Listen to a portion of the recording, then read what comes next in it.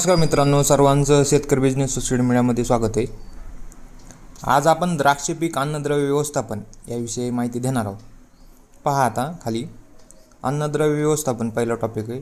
छाटणी करण्या अगोदर 4 दिवस आधी चांगले पाणी देऊन एक नत्र व स्फुरदचा डोस द्यायचा आहे आपल्याला. त्यामध्ये DAP म्हणजे DAPमध्ये नत्र 18% आणि 46% स्फुरद आहे. हे तुम्हाला 50 किलो द्यायचं आहे. व्यवस्थित ड्रिपर खाली टाकून पूर्णपणे विरघळून गेल्या पाहिजे अशा पद्धतीने खत टाकायचं आहे तुम्हाला. म्हणजे पाण्याच्या सानिध्यात खत यावा याप्रमाणे तुम्हाला टाकायचं आहे. त्यानंतर दुसरं आहे खरड छाटणी करताना घ्यावायची काळजी. म्हणजे हार्वेस्टिंग झाल्यानंतर नवीन तुम्ही बहार धरण्यासाठी आपलं नियोजन करता त्यालाच म्हणजे खरड छाटणी करावं लागते. खरड छाटणी करताना घ्यावायची काळजी काय घ्यायची पहा. खरड छाटणी करताना अगदी तळापासून करू नये. एक डोळा ठेवूनच छाटणी करायची. म्हणजे डायरेक्ट खोडच मेन खोड आहे तिथून कट करायचं नाही. तुम्हाला एक डोळा ठेवायचा आहे आणि मग छाटणी करायची. ज्या शेतकरी बांधवांकडे पाण्याची उपलब्धता आहे अशा शेतकरी बांधवांनी छाटणीच्या काड्या त्यामध्ये टाकून देणे आणि एका पाट पाणी देऊन घेणे. म्हणजे तुम्ही छाटणी करणाऱ्या काड्या आहेत त्या बागेचंच मध्ये जे पेस राहतो आपला त्यामध्ये टाकून द्यायच्यात आणि पाणी देऊन घ्यायचे. त्यानंतर छाटणीनंतर दुसऱ्या दिवशी फ्लड करून घेणे.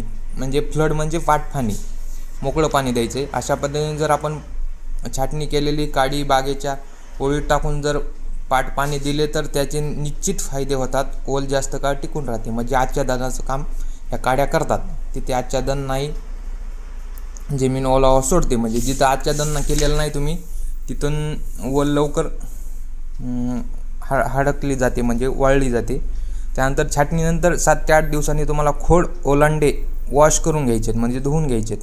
मागील वर्षी पुष्कळशी प्लॉट त्यांना माल नव्हता अशा बागेंना खूप प्रचंड प्रमाणामध्ये इन्फेक्शन दिसते. त्यामुळे खोड ओलांडे वॉश करून घ्या. ओलांडे खोड धुण्याचे वॉश करण्याचे कारण एकच आहे की तुमचं जे इन्फेक्शन होतं त्यामुळे तो आपल्याला स्प्रे घ्यायचा आहे त्यावर ओलांड्यावर.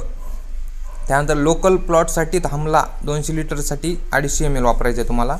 एक्सपोर्ट प्लॉट असेल तर तिथं अपलोड 200 मिली lambda cyhalothrin 5% EC formula 200 ml प्रमाण तुम्हाला 200 लिटर पाण्यासाठी वापरायचे.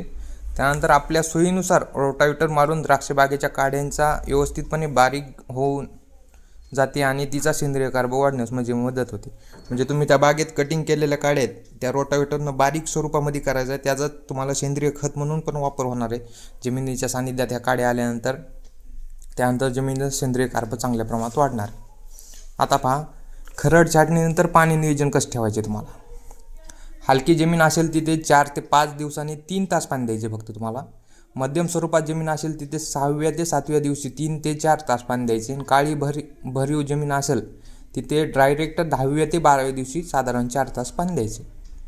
आता त्यासाठी भुरीसाठी बेस्ट फवारणी पहा. 200 लिटर प्रमाणानुसार फवारणी 200 लिटर पाणी म्हणजे प्रमाण. त्यामध्ये इंडेक्स घ्यायचं आहे 100 ग्रॅमनं प्लस सल्फर WG फॉर्ममध्ये 200 ग्रॅमनं.